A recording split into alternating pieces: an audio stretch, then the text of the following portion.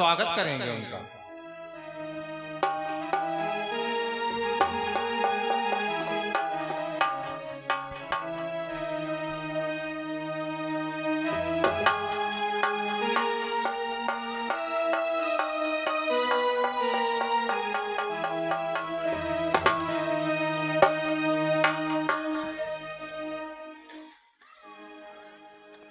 लंकाधिपति महाराज दशानन के चरणों में इस सीरत ध्वज का प्रणाम स्वीकार। आयुष्मान 4 वर्ष की आयु में 4 वेदों को कंठस्थ करने वाले दशानन, 4 वेद, 6 शास्त्र, 17 प्राणों के प्रकांड विद्वान, आज हमारी मिथिला में आपका आगमन ये हमारे शुभ कर्मों का एक सबसे बड़ा उपहार है। कहो बंधु, कुछ कहना चाहते हैं? विधेरा, इतनी बड़ी घोषणा और लंकाधीश्वर को इसकी सूचना नहीं दी, ऐसा क्या कारण है? हमारे प्रण में एक हमने शब्द रखा था, हमने व्यक्तिगत किसी को निमंत्रण नहीं दिया। दीप दीप के भूपति नाना आए सुन करके सभी राजा आए और आप भी सुन करके आए, तो इसमें क्या बात है कि हमें निमंत्रण नहीं दिया? भाई आप तो स्पेशल थोड़ो, अगर आप स्पेशल होते भाई तो विशेष निमंत्रण दिया जाता आपको। तो कहने का औचित्य जो आपके मन में हो वो बात आप कहें। कहना क्या चाहते हैं? हमारा कहना है कि आपकी घोषणा ही क्या है, आपके श्रीमुख से सुनना चाहते हैं। 10 कंदर, हमारी घोषणा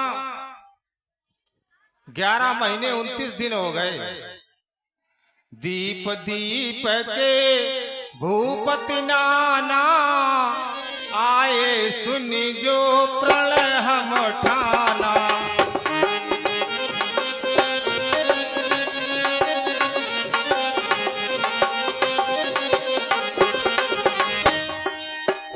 हमने भगवान शिव के पावन पिनाक को जो 2 खंडों में परिवर्तित कर देगा, उसी के साथ हम अपनी पुत्री सीता का विवाह करेंगे। विधेरा, ये कौन सी घोषणा हुई जो पिनाक अजगब आपके यहाँ भगवान शिव की धरोहर है और आप इस धरोहर को ऐसे ही नहीं, आपको ये धरोहर मिली। सबसे पहले ऋषि राज परशुराम जी को ये आदेश दिया था शंकर भगवान ने कि जाकर के 10 कंदर के यहाँ रखे, इसको और धरोहर रूप में धारण करो। लेकिन परशुराम को हमारे विचार अच्छे नहीं लगे, इस कारण उन्होंने आकर के इस अजगब को तुम्हें सौंप दिया और तुम कहते हो कि इसके 2 खंड जो करेगा उसके साथ सिया का विवाह करेंगे। एक कौन सी बात हुई है? किसी की धरोहर आप तोड़वा देंगे? यहाँ इतने वीर बैठे हैं, इतने राजा लोग बैठे हैं, प्रजा भी बैठी है। अगर मैं सत्य कह रहा हूं तो मेरा हाथ उठाकर मेरे बात को समर्थन प्रदान करें। किसी की धरोहर कोई अपनी मर्जी से तोड़वा देगा? बात आपकी बिल्कुल सही है भाई। अब हमें दान में मिला, हम इसको तोड़वाएं चाहे रखें, कुछ भी करें, ये हमारी मर्जी है भाई। आपको दान में नहीं मिला, दान शब्द अलग होता है। धरोहर में मिला, धरोहर मिला है कि जब हम चाहेंगे तो ले जाएंगे, जिसने रखा है वो जब चाहेगा तो ले जाएगा। ये कौन सी बात हुई कि हम उसको तोड़ के नष्ट कर दे? बताओ भाई। संसार में जो आया वो तो एक दिन मरना ही है भाई। आपको भी मरना है। वो आपने ब्रह्मा जी से वरदान पहले ही मांग लिया, हम काहू से मरे न मारे। मानुष बानर को छोड़ के हम काहू से ना मरे। हमने तो वर मांग लिया, चलो मानते हमने वर मांग लिया। आप कहना क्या चाहते हैं? हमें ये बताओ कि जो आपने यहाँ पर धनुष रखा है और इसका ये कहा है कि ये धनुष यज्ञ है, धनुष यज्ञ है। आज तक दशानन या दशग्रीव ने किसी शास्त्र में नहीं पढ़ा कि धनुष यज्ञ भी होता है। यज्ञ तो 5 ही होते हैं, ये छठा यज्ञ कहां से आ गया? और जिसका नाम रखा गया धनुष यज्ञ। यज्ञ का मतलब जानते हैं विजयराज क्या होता है? हमें कुछ मालूम ही नहीं भाई, सब कुछ आप ही को मालूम है। यज्ञ का मतलब होता है दान, संगतिकरण और देव पूजन। देव पूजन होता है।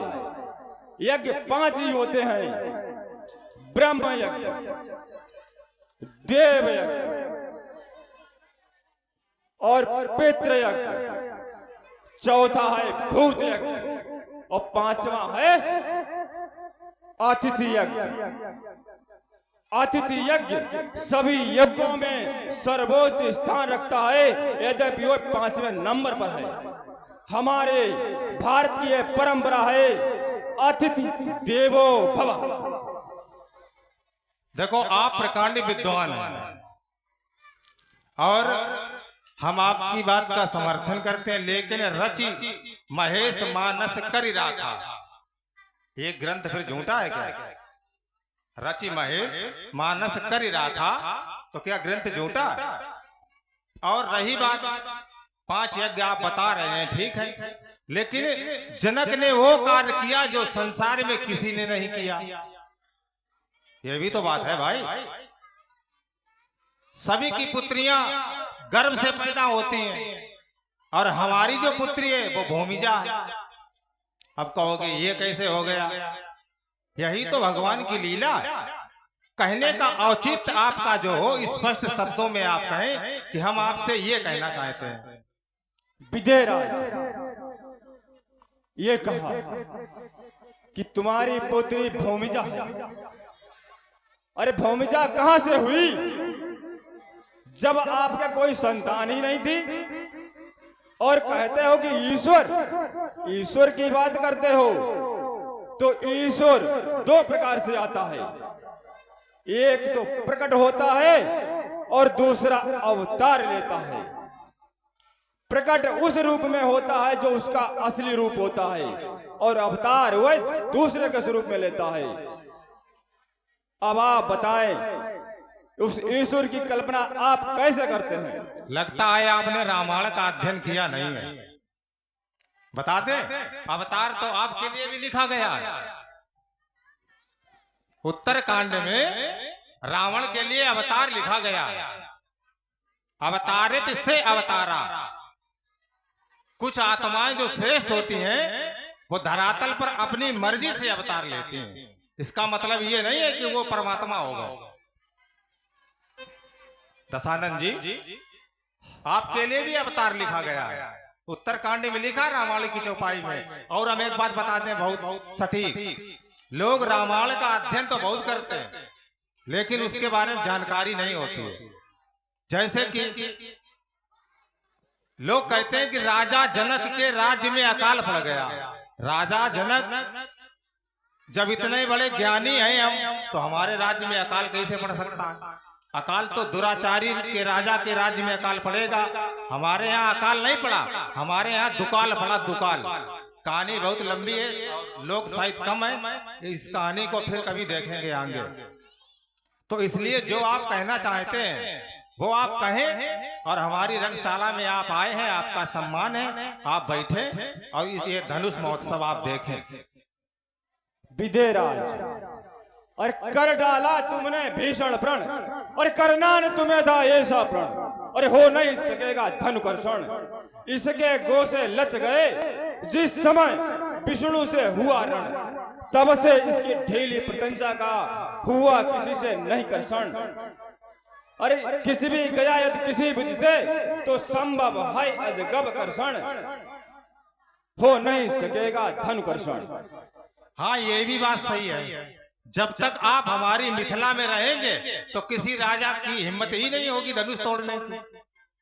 बिल्कुल सत्य आपने कहा। जब आप चले जाएंगे तो हो सकता है टूट जाए भाई, ये भी सत्य है। दशानन जी, आप स्थान ग्रहण करें और हमारे कार्य को देखें।